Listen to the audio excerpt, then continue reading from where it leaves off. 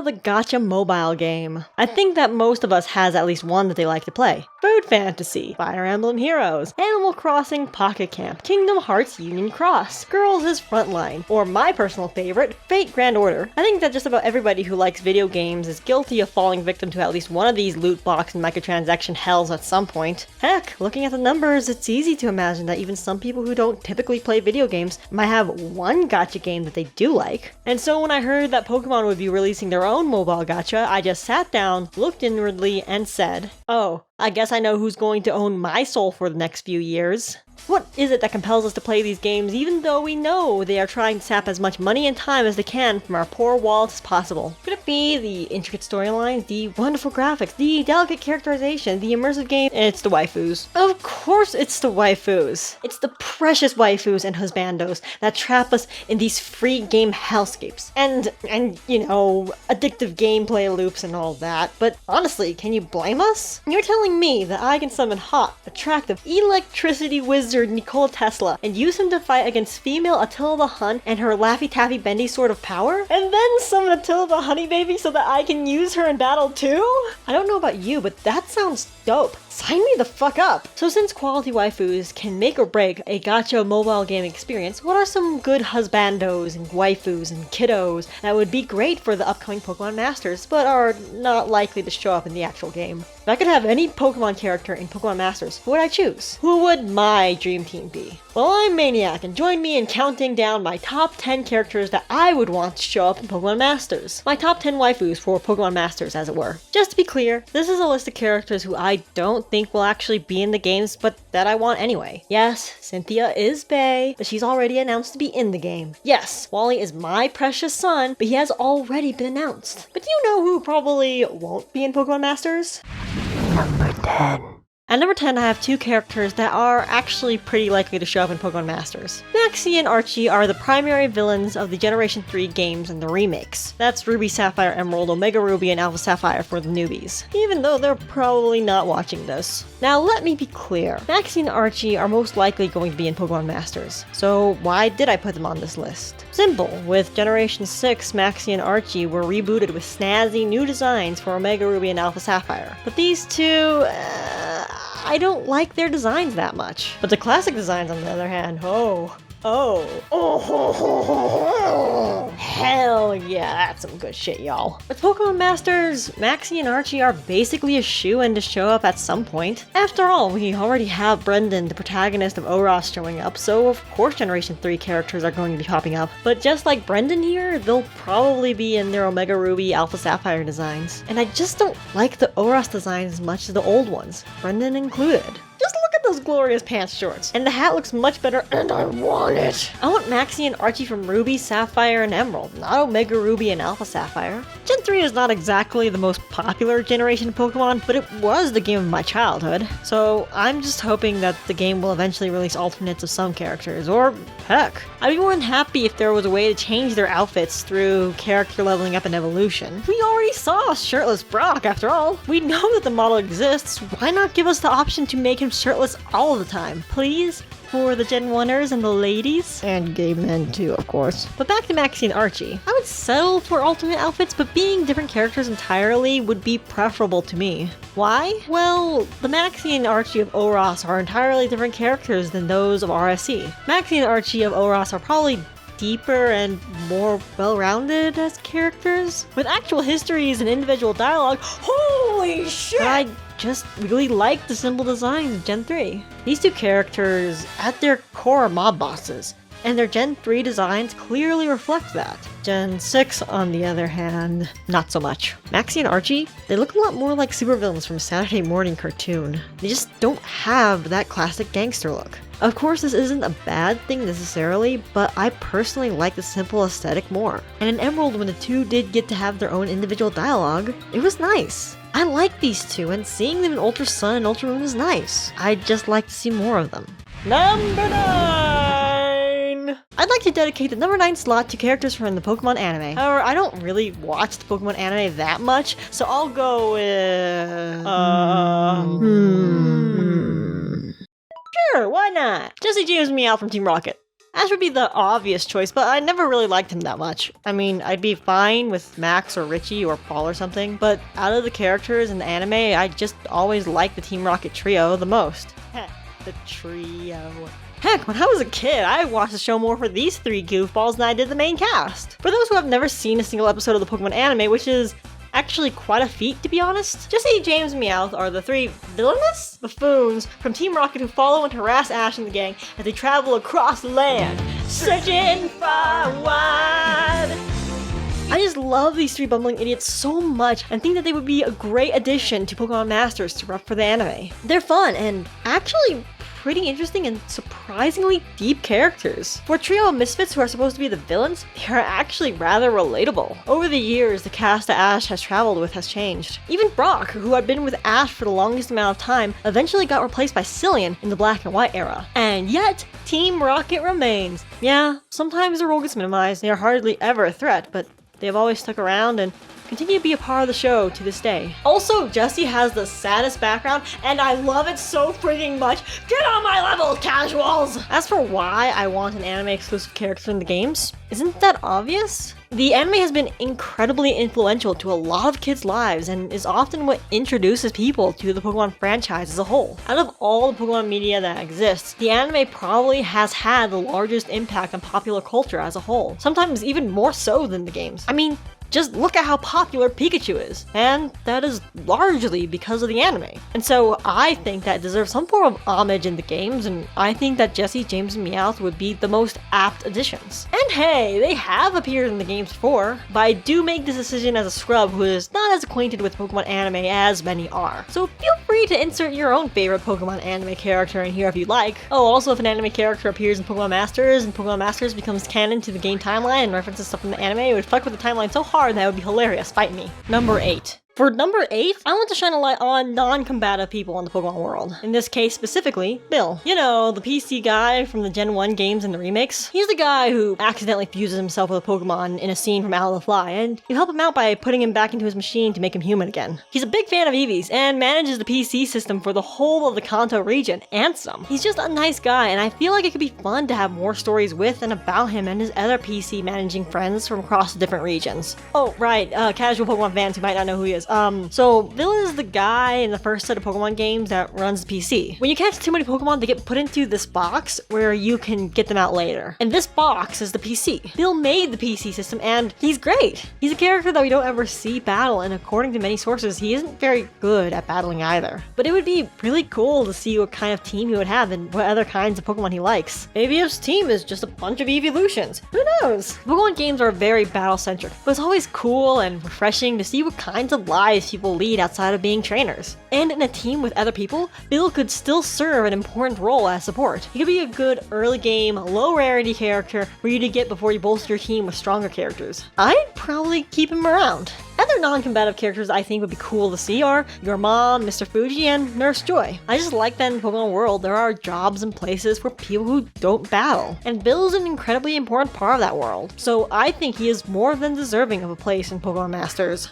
Number 7! Now, an integral part of any gacha game is the universe-breaking crossover. It's fun to see characters from different franchises interacting in ways that you've never seen before. Mostly fighting alongside each other, but then again, who actually plays these games for the gameplay? The Garden of Sinners crossover that Fate Grand Order had was one of the first events I participated in while playing the game. While I have yet to see the anime, I still love busting out Ryogi Shiki and having her slice up some ass for me. Or how about that time Sword Art Online crossed over with Tales of Link? Yeah, that certainly was a thing that happened. Did you know Food Waifu Game, Food Fantasy crossover with Cardcaptor Sakura? In any case, these gacha games are a great opportunity to expose players to characters they have never heard of before in familiar franchises, or they could be used as effective marketing for other series. This is why this slot is dedicated to crossovers. Crossing a character over with Pokemon provides a special opportunity that other games of this genre don't. It's fun to build teams of your own in Pokemon. Why do you think competitive is so popular? It's fun to imagine what kind of team your favorite fictional character might have if they were dropped in the Pokemon world too. Imagine Mario having an Amoonguss and a Probopass, or Link having a Honedge and a Ponyta. There are tons of potential characters that would be fun to bring into the world of Pokemon,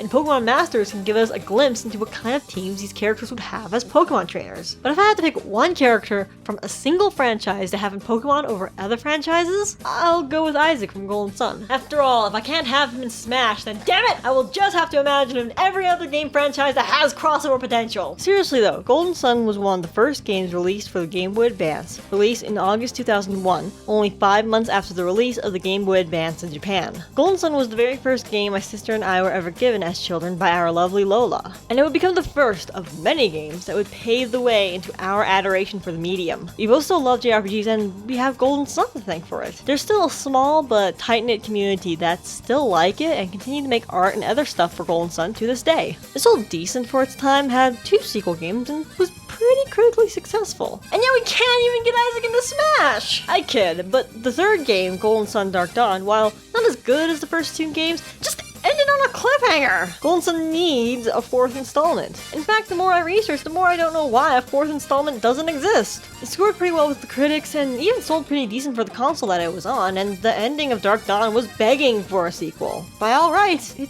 should have a sequel. Well, if it does have a sequel eventually, which I think it deserves, just make the game a little more challenging in your set, why not advertise in a game like Pokemon Masters? In fact, the main gimmick of Golden Sun has always been Gin. Gin are equipable pets that can change the moves a character can use. But more importantly, they can be used for powerful attacks and to summon the forces of the universe itself to decimate the enemy. Doesn't that sound a little like Pokemon? Since each of the main characters in the Golden Sun franchise is an adept, a person who is able to control one of the classical Greek elements, just think Avatar: The Last Airbender but with lighthouses, partner Pokemon choices would be pretty easy. Isaac would just have to have some cute ground, rock, or grass Pokemon and you'd be done. Isaac is the main character and playable silent protagonist of the first Golden Sun game. But honestly, you can put just about any Golden Sun character in there and I would be happy. And it's not like it would be hard either. For Garrett, you just need to pick a fire type. Trust me, I think that just about any would probably work. Ivan would obviously have something flying typed. Electric, Psychic, or Fairy would also be good choices. While Mia, of course, would have an emphasis on ice and water types. You know, being from the North Pole. Heck, maybe she could have a chance the other side for healing. Felix would probably be more of a steel type guy, but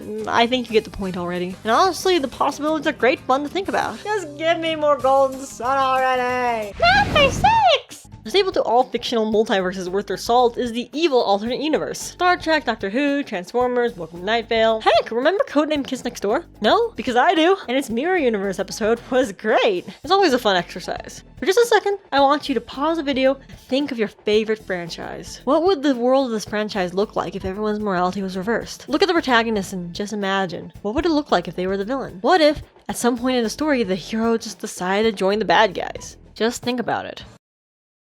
Okay, you back? It's fun, right? And it is for this reason that I want Team Rocket Red to be in Pokemon Masters. Now, in my time, I've encountered some stuff exploring what it would be like if Red joined Team Rocket. Roleplay blogs, fan art, fanfic probably exists too, but I don't know. I would recommend Keepom on Pixiv and Tumblr if you want to see some pretty art of that nature. Just be a little wary. This person does ship Red with Giovanni, which is a bit, but I digress. Red is one of the most classic characters in Pokemon. There's a version of him in just about every Pokemon medium that exists, and for good reason. He's the OG. He is the original player character from the first Pokemon game, and millions of people have experienced that climactic battle with him on top of Mount Silver. Also, in recent years, he's been reappearing in the games, and everyone seems to be pretty happy about that. Just look at our boy! He's all grown up now! Look at his cute little outfit for Pokemon Masters! Finally! Finally! My boy won't be as freezing cold on his lonely little mountain. So to have alternate characters and outfits for him is a no-brainer. Besides, admit it, at Nugget Bridge and Fire Red and Leaf Green, you wanted to join Team Rocket. Admit it, you sincerely wanted to select yes. I can see it in your soul. And who wouldn't? Just look at those uniforms. And their orange-clad Basio. To be quite frank, evil versions of characters is a no-brainer for waifu gacha games. I mean, why have female King Arthur when you can have evil female King Arthur? Evil female King Arthur, not enough for you? How about made female evil King Arthur? Or maybe if that's not your speed, how about Joan of Arc, but evil, a child, and also Santa? Fuck yeah! Take my money, Fake Go, and give me my evil variants. And, I mean, the Pokemon multiverse is already established, and so is traveling between those universes. Rainbow Rocket, Giovanni, I am looking at you. So a Rocket Red is not just a fun idea, but is completely possible in the Pokemon canon. I mean, heck, I want all the Pokemon protagonists as members of the evil teams. And their rivals, except maybe Silver. That's a little too easy. But speaking of Gen 2 and its remakes, heck, we've already got Gleathan and Kryla. Yeah, Kryla in the Rocket uniform. Why too, from Pokemon Special was a member of Team Plasma. You wouldn't believe how much I would want them. I may even spend money for them. I'm broke as fuck. Number 5. Now, I know that I already had a slot earlier for the characters from the Pokemon anime, but the movies are a separate continuity, I swear. Number 5 is me from Pokemon 3, the movie, Spell of the Unknown, Entei. Is that what it's really called?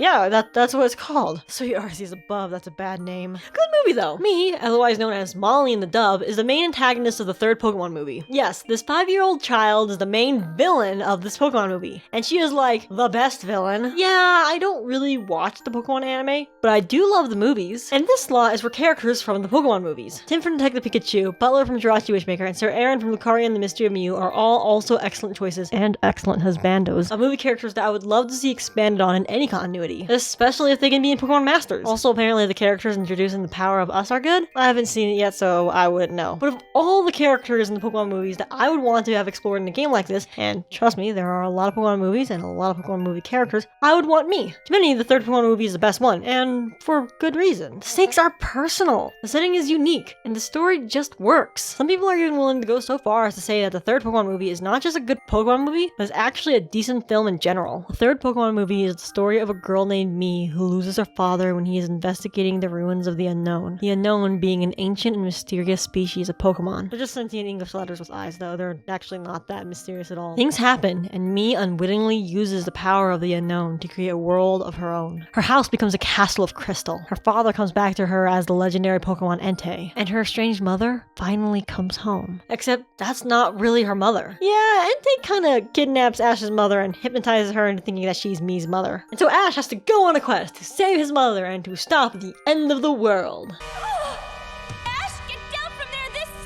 But this isn't a review of the third Pokemon movie. This is a top 10 list of Pokemon characters that I want to collect. Mii may be a child, but she is an interesting character nevertheless. The Crystal Palace is something of a manifestation of her own mind, and seeing how she warps reality around her is interesting. She goes through a complete character arc in the story with a satisfying conclusion, and I would love to see what may have happened to her after the film. So she was brought into the world of the games through this excuse? Honestly, I would love it. We actually do see her battle in the movie, and if she is now half the trainer that she wasn't there, it could be a fun time. Her party choices are cute, obviously being a kid and all, and whether she'd be a child, a teen, or maybe even an adult, it would be nothing but a delight that would make me go all the grabby hands. Also, it would be a great way to celebrate the best parts of what the Pokemon movies have to offer. But most importantly, I want this cute French around. Number 4?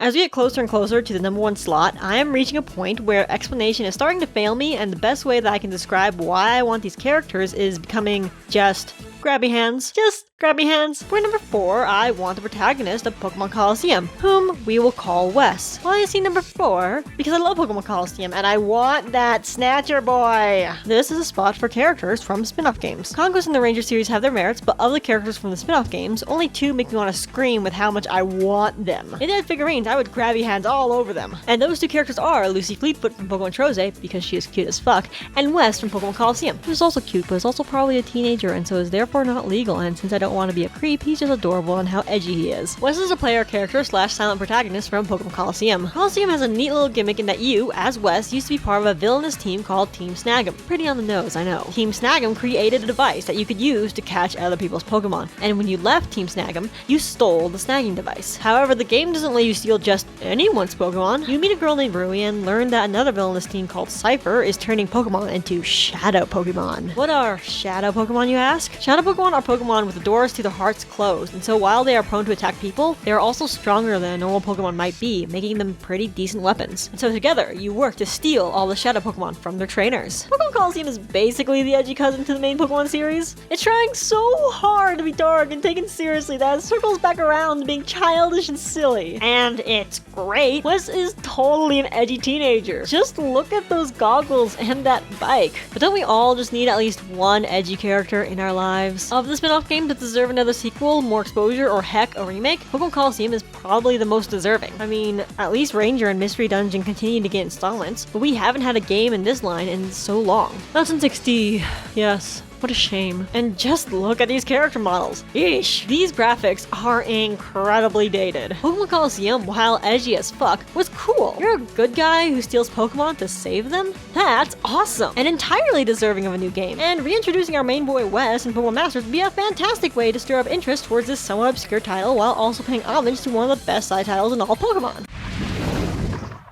Of the Pokemon manga that I've read, Pokemon Special, Pokemon Adventures in the West, is the best one. It is a very long, ongoing comic series that introduces a new cast of main characters with every generation, each with their own unique stories, character traits, Pokemon, and friends that they make along the way. Naturally, this means that there are a ton of characters in this manga, many of them entirely unique to this series. So out of this huge cast of familiar and new faces, who would I want to bring into the world of Pokemon Masters? None other than the healer themselves. Yellow, of course. Yellow is a great character. Yellow's hat alone contains at least 2 major plot points, and just look at how cute Yellow is. Yellow is a character entirely unique to the Pokemon Special manga, and even stars in the Yellow arc of the manga. Basically, Red goes missing, and so Yellow has to go out to find him. While Yellow isn't as good a trainer as Red or Green, there's still a decent trainer who has a supernatural gift that allows them to read a Pokemon's thoughts, emotions, and can heal them with a touch. Yellow can hold their own in a battle against such foes like Lance, and in general is a very gentle and caring soul. In general, I think that Yellow deserves more love. While Yellow has appeared in chapters since their debut, it's been a hot second since their last appearance. And when Yellow has appeared in more recent chapters, it's only been in minor ways. I would like Yellow to be brought back in more stuff, and what would be better than introducing them to the world of Pokemon Masters? Yellow appearing would be a great homage to what may be the best Pokemon manga out there. And who knows? If we get a Let's Go Pikachu and Eevee chapter of Pokespé, this would be a great advertisement for it. After all, if this were to happen, Yellow would have to star in it. Basically, Yellow is a great protagonist whose arc is absolutely worthy of your time and attention, and would only be a good addition to the Pokemon Masters cast. Other good choices from the Pokespé manga would be Courtney, Blaze, any of the gym leaders who joined Team Rocket, and most of the other main protagonists. Except Emerald, because fuck that little gremlin, I hate him so fuck. Number 2 is definitely an interesting choice. To get some context, when selecting characters for this top 10 list, I want to limit myself and to rank these by category, not just by who I want. Honestly, if I didn't put this limit on myself, I might have just decided to fill this entire list with characters from the different Pokemon manga. I definitely could if pressed, but I wanted to give this list more variety and to show off more of my breadth of knowledge within the Pokemon franchise. You know, to make things more interesting and entertaining for you, my dear audience. All like 3 of you watching. However, for the top 2 spots, I let this rule slide. Because when I thought to myself, if I could have any character from any piece of Pokemon media in Pokemon Masters, who would they be? These 2 were the definitive answers. I already did a character in this category for this list, but this one, it's something special to me. Pokemon the first movie will always hold a special place in my heart. Yeah, as to many, the third Pokemon movie is the best one, and I really wouldn't disagree with them. I mean, I just went over some of the merits of that movie a few minutes ago, but Pokemon the first movie will always be my favorite. Yes, the one where Ash turns to stone, and you can't make Pokemon fight. Not like this. Not like this! You may think that would be because I have some sort of sentimental attachment to it. Maybe I went to see the premiere when I was a kid. But nope. I just think that's honestly good. For a Pokemon movie, of course. But I believe that it is a genuinely, profoundly meaningful and sad movie that has something good to say. If you saw the Japanese version, at least. There was a fair amount of lead up to the first Pokemon movie, and you have no idea how much it hurts my soul that the first movie radio dramas will never be exported to America. If you're a fan of Pokemon, I beseech you, look for the Birth of Mewtwo radio drama. Not only does it give meaning to the Pokemon crying at the end and bringing Ash back to life, but it also contains Jessie and, of all people, Giovanni's backstory. And trust me, if you already know James and Meowth's backstory, oof, it certainly is something. In any case, while translating the movie to English, 4Kids, the company that dubbed Pokemon at the time, kinda entirely mangled the beginning of the movie and in the process messed with the entire message of the movie. So let me retell you the beginning of Pokemon, the first movie, Mewtwo Strikes Back, for those of you who may not know. Once upon a time, there was a little girl named Ai. She lived happily with her mother and father. But one day, she died in a car accident. Her father, in desperation, turned to science to recover what he had once lost. But to fund his research, he had to turn to some rather shady people. He came to Giovanni and Team Rocket with a plan. He would discover how to clone Pokemon. Team Rocket could use these clones to turn a profit. Meanwhile, he would also search for a way to clone and resurrect his daughter. Giovanni let the man, Dr. Fuji, do his research, but on the condition that he would clone them an incredibly powerful Pokemon. And Dr. Fuji succeeded. At least for a time. When the clone of Mew was created, he was not alone. Alongside him in the incubation tanks were Charmander, Bulbasaur, Squirtle, and a little girl named Ai, Amber in English. And thanks to Mewtwo's psychic powers, they were able to meet and communicate with each other. Ai too, as she called herself, used the memories from her past self to show the 4 Pokemon what it was like to be alive. However, she and the other 3 Pokemon were not strong enough to survive like Mewtwo would. And so one by one, they disappeared. This was the real beginning of Pokemon the first movie.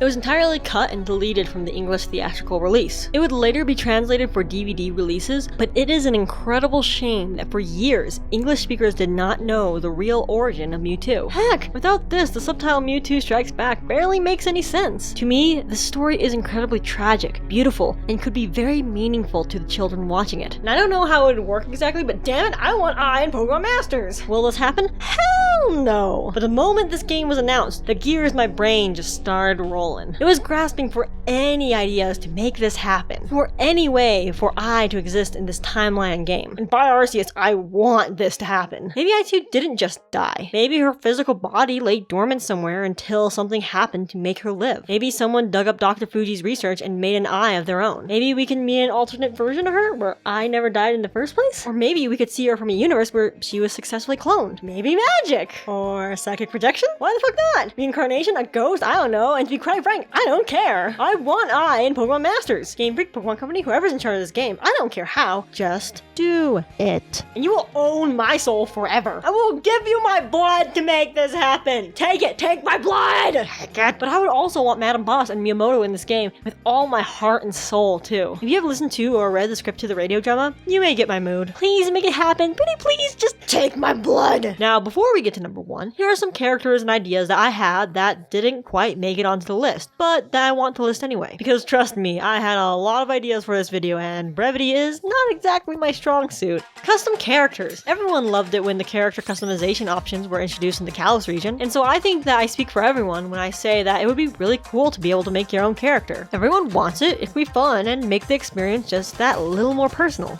Handicapped characters. Physically handicapped characters are a bit of a rarity in media, and when they do appear, it's often as a token character. But one of the greatest things about the Pokemon world is seeing how day-to-day life is different, with literally every animal on planet Earth being magical, domesticable, and transportable. The ways that Pokemon could be used to help the disabled is limitless. I want to see them explored, damn it! It's like the thing I imagine most about living in a Pokemon world. Youngster Joey and Youngster Benjamin, the Shorts kid. Admit it, you want to fight beside Youngster Joey and Youngster Benjamin. With a Rattata on one side and comfortable shorts on the other, how could you ever possibly lose? The memes are with you. Go forth and wreck them all. Ryoga. A lot of the manga are unique and weird. Pokemon Rayburst is no exception. It's a Pokemon Magical Girl manga, and seeing the main character from Rayburst, Ryoga, with a more conventional team in the normal universe could be interesting and cool. Good or retired villains. Yes, evil versions of main characters are incredibly popular, but have you considered good versions of evil characters? What if Getsis wasn't a twat? Or if Lysander decided to get married to Sycamore, as we all expect, and to live in a lab together in the middle of a flower field somewhere? Or what about retired villains? I want to see Maxie and Archie retiring to own a cottage in the countryside somewhere. Or how about Giovanni becoming a Pokemon professor like he implied in the original games? Oh, maybe Cyrus can lose his soul just like he always wanted. The possibilities are just cool, alright? Pokemon who is also a trainer, namely Mewtwo. Remember how in Pokemon the first movie when Mewtwo was bragging about how he is the most powerful Pokemon trainer? Well, wouldn't it be pretty cool if a Pokemon could be a trainer too? I'd be down for that kind of friendship and partnership. Looker. Looker is just cool, alright? I'm just surprised that he hasn't been confirmed yet. Who doesn't love Looker? He's great. Cheryl would have been my number 11 if she wasn't already announced. As such, Looker is now my new number 11. Number 1. Okay, this one is purely self-indulgent. You likely don't know this. I guarantee you that this is in no way your number 1 pick. Hell, if this is on your list at all, I respect you like no one I have ever known. Nothing I can say or do will ever justify this choice.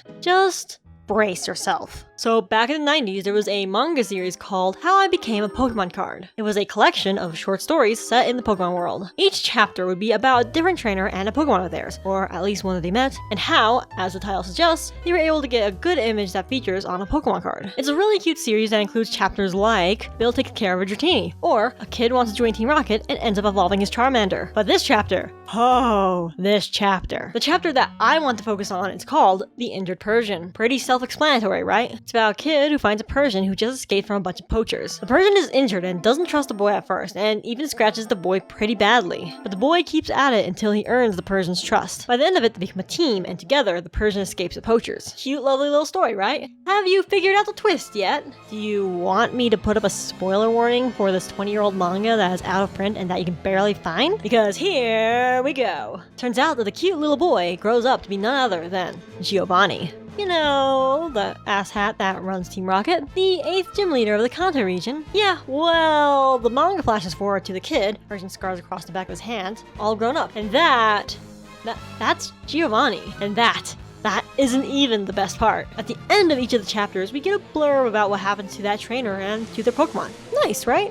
As an example, you get to see that the Charmander kid eventually does join Team Rocket. That's pretty cool, right? Maybe we'll get to see Giovanni as a gym leader or something. Well, on the very last page, we are treated to this last image, and no words can describe. Just look. This cute little story about a kid and his big kitty ends with this final image of Giovanni as a teenager with long hair and a leather coat. Just what a little punk! Look at this idiot! I love this Giovanni with his Bosozoku little ass. And more than anything else, I want this. I want teenager, long-haired, looks like he's in a biker gang Giovanni. I need it badly. Please give it to me already. I said, no, I will sacrifice my firstborn child to you if you give me this. Unlike all the cowardly men out there who sacrificed their firstborn, this is 9 months of my own bodily autonomy that I will sacrifice to you. I will name my daughter as Satoshi Tajiri if you give me this one thing. I am begging you. So, that is my top 10 characters that I want in Pokemon Masters. A strange list, I know, especially that #1 spot. But if you've made it to the end here, then I really do appreciate it. I've never done a video like this before, and it's a lot of work. But if you like this, give it a like and a comment or something so that I know you want more garbage like this in the future. In any case, I hope that you find this list at least semi-interesting. But this list is mine, and mine alone, and if you don't like it, bite me! Hey there, it's me again. So, yeah, it's me, Maniac, again. So, it's like 6:45 in the morning. I've stayed up all night editing this. I just wanted to pop in and quickly say some things. First of all, I've been working on this video for literally like 3 months, like at the very least like 2.5 months. But it's been like 3 months since I started this video. Since I started working on this video, I literally started making this video the week after Pokemon Masters was announced, and it has taken me this long to get the video finally prepared to a point where I could actually upload it. And hopefully after this, if I don't fuck anything up, I can just wash my hands clean of this video and move on with my life. So that being said, I really do hope that you liked it. I mean, obviously I want you to like it anyway, but it'd be a huge, major help if I knew that you actually like this thing. This tragedy of a video. So I need to give a few shoutouts here. I want to give a huge thank you to Afrolad's Video Game Station, the Super Nintenderps, Absolute Silence Gaming, and Babu's Game Room, for letting me use their footage for this video.